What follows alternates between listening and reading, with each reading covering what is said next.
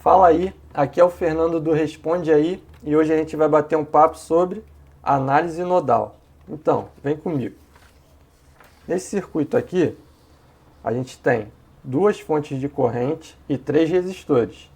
Quando a gente tem duas fontes de corrente, a gente tem que utilizar um dos métodos de análise, porque com o que a gente tem até agora de resistência equivalente, divisor de corrente, divisor de tensão, resolver esse exercício é praticamente impossível. Então, vem aqui que eu vou te dar um passo a passo de como resolver esse exercício utilizando o método da análise nodal. A primeira coisa que a gente tem que fazer nesse método é escolher um nó de referência. A gente faz isso aterrando um dos nós. Normalmente a gente escolhe como nó de referência esse nó inferior, aqui de baixo, tá vendo? E a gente faz isso aterrando ele. A gente liga ele ao terra. Quando a gente faz isso, a gente está dizendo que todo esse nó tem um potencial de 0 volts, beleza? Depois que a gente faz isso, a gente tem que nomear a tensão nodal dos outros nós do circuito. Aqui a gente tem um nó e aqui a gente tem outro nó, beleza? Vou chamar esse nó aqui de V1, com tensão nodal V1, e esse daqui que tem uma tensão nodal V2, beleza? Feito isso, o próximo passo é determinar o sentido das correntes. Vem aqui comigo que você vai entender. Por exemplo, essa fonte de corrente aqui de 10 amperes, ela está chegando aqui no nó, certo? Então aqui nesse nó está chegando uma corrente de 10 amperes. A mesma coisa, desse nó está saindo essa corrente de 5 amperes, tá vendo? Então aqui está saindo esta corrente de 5 amperes. Beleza? Ela vai percorrer todo esse ramo aqui e vai chegar nesse outro nó. Então aqui nesse outro nó está chegando a mesma corrente de 5 amperes. Agora vamos ver como que funcionam as correntes nesses resistores aqui. A gente tem que sempre lembrar da convenção, do que um resistor, a corrente flui do potencial mais alto para o potencial mais baixo.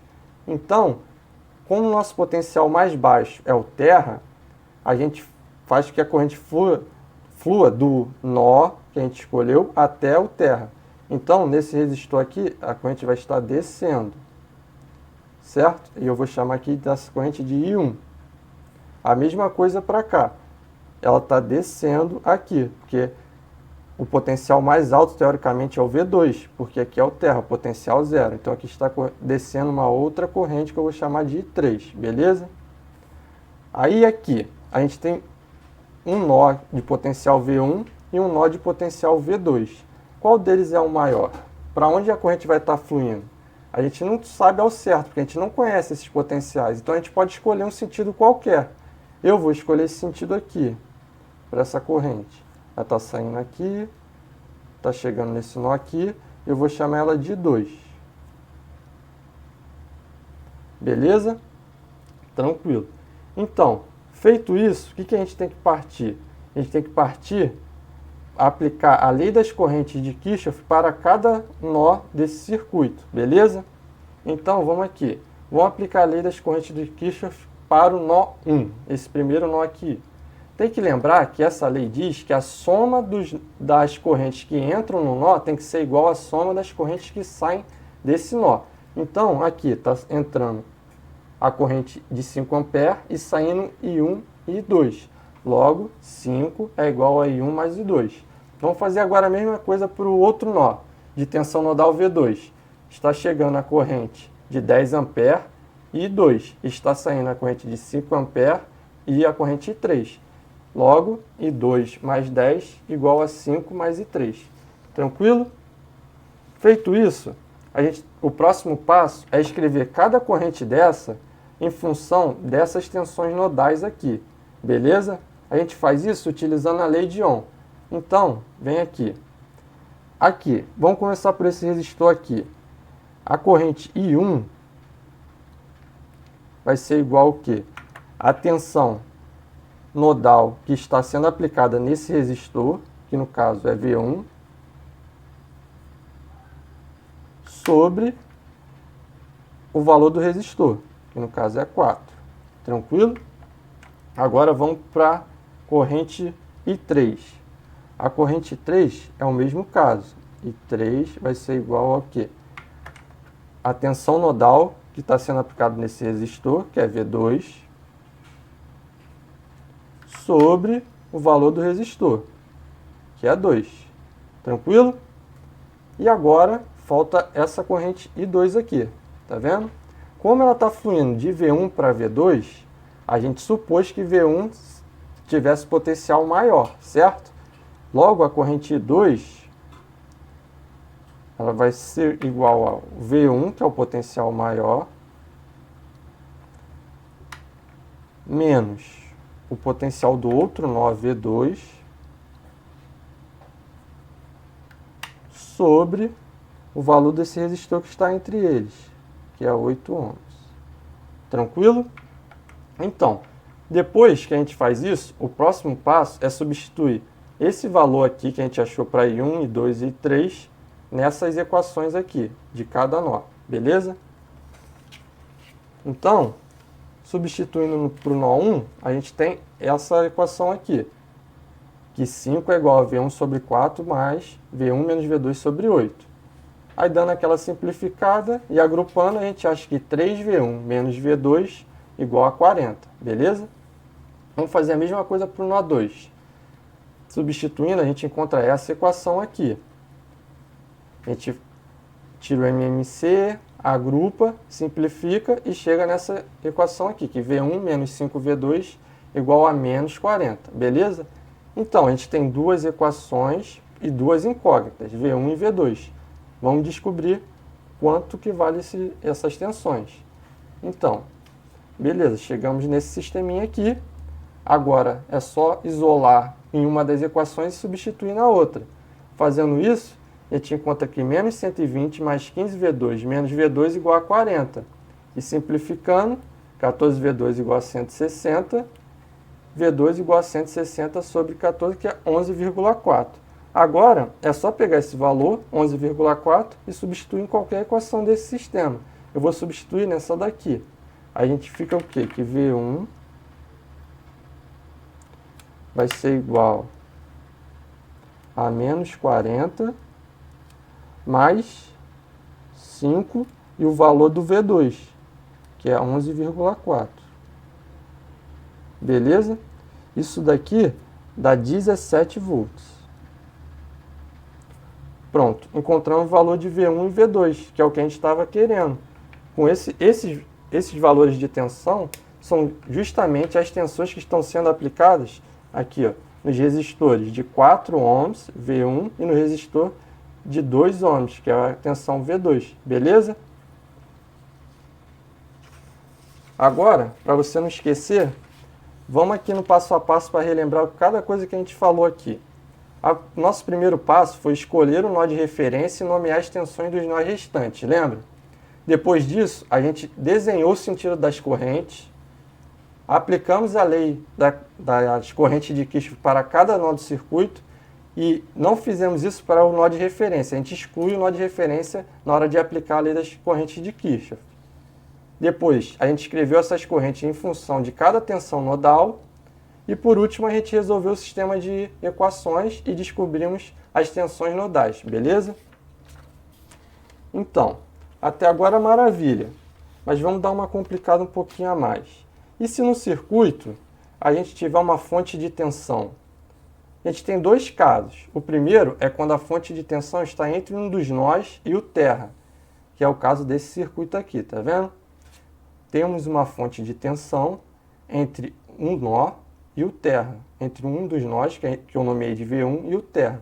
Quando isso ocorre, isso até facilita a gente, porque a gente pode escrever que essa tensão aqui, de 20 volts, é a própria tensão do nó V1. Logo, V1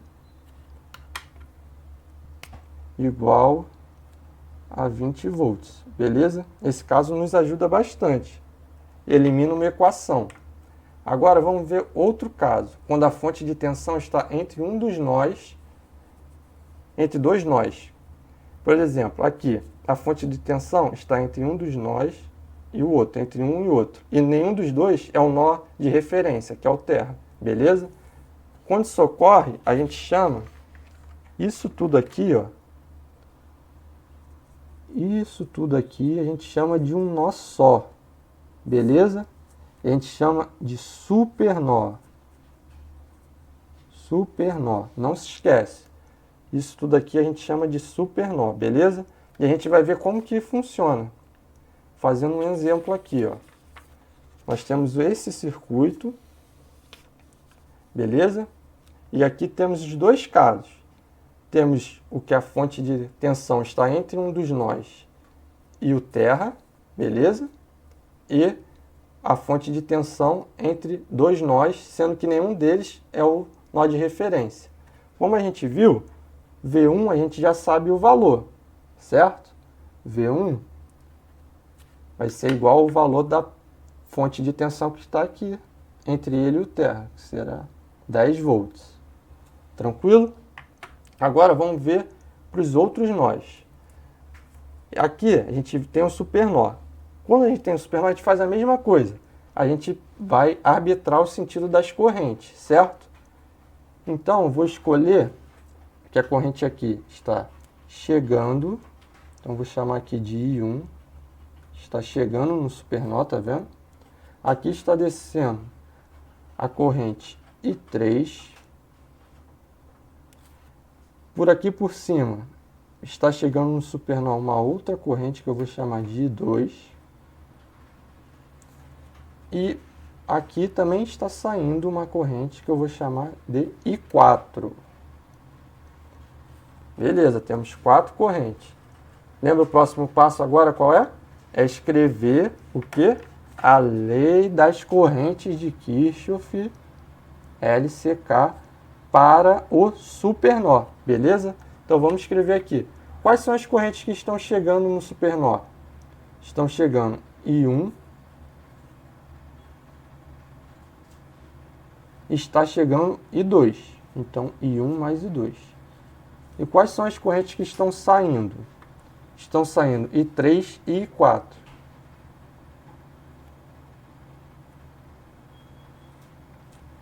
Tranquilo? Então, aí, o próximo passo é escrever cada corrente dessa em função das tensões nodais, certo? E 1 será o quê? V1 menos V2 sobre 6. E 2 será o quê? V1 menos V3 sobre 8. E 2 está chegando aqui. E 3 será V2 sobre 2. E 4 será B3 sobre 4. A gente aplica a lei de Ohm. Fazendo isso e substituindo nesta equação aqui, a gente encontra que I1, que é isso aqui, mais I2 é igual a V2 sobre 2 mais V3 sobre 4. Beleza? Vamos tirar o MMC, dar aquela simplificada. A gente chega nessa daqui, 7V1 igual a 16V2 mais 9V3. Mas a gente viu que V1 vale 10. Logo, a gente tem essa equação aqui, 16V2 mais 9V3 igual a 70. Beleza? Então, a gente tem uma equação e duas incógnitas. Mas a gente precisa de mais uma equação para resolver esse problema, né? Então, quando a gente tem um supernó, além de aplicar a lei das correntes de Kirchhoff, a gente tem que aplicar a lei das tensões de Kirchhoff, só na malha que possui supernó. Então, vamos lá. Aqui eu desenhei só a malha que possui supernó, tá vendo? E vamos aplicar a lei das tensões de Kirchhoff aqui. Aqui será o nosso potencial menor, porque aqui é o terra, e aqui o potencial maior. Então aqui é mais menos. Aqui a gente tem o V2 e aqui a gente tem o V3. Beleza? Para a lei das tensões de Kirchhoff, a gente tem que arbitrar um sentido para percorrer a malha. Eu vou adotar esse sentido aqui, que ela está percorrendo esse sentido aqui, beleza? Esse sentido aqui. Então vamos lá. Seguindo esse sentido, o primeiro sinal que a gente vê aqui, nesse resistor de 2 ohms, é um menos, certo? Então, vamos começar. Aqui será menos V2. Aqui, quando passa pela fonte, a gente vê o mais antes. Então, aqui será mais 15. E aqui também, quando a gente passa nesse resistor de 4 ohms, a gente vê o mais antes. Então, mais V3. Isso é igual a zero. Então, a gente tem a outra equação que sai daqui, ó, menos V2 mais V3 igual a menos 15. Com essas duas equações, a gente cai num sisteminha de duas equações e duas incógnitas. Multiplicando por 16 a equação de baixo e somando, a gente encontra aqui 25V3 igual a menos 170 e que V3 igual a menos 6,8. Agora, é só pegar esse valor e substituir em uma dessas equações aqui. Eu vou substituir nessa aqui e você vai ver como vai ficar, ó. Menos V2 mais o V3, que é menos 6,8, igual a menos 15. Efetuando esse cálculo, a gente acha que V2 é igual a 8,2 volts. Beleza? Então, a gente descobriu todas as tensões nodais. V2, V1, V3, e a gente tinha visto que V1 era igual a 10 volts. Então, pronto, matamos o problema. Beleza? E aí, esse vídeo te ajudou? Responde aí.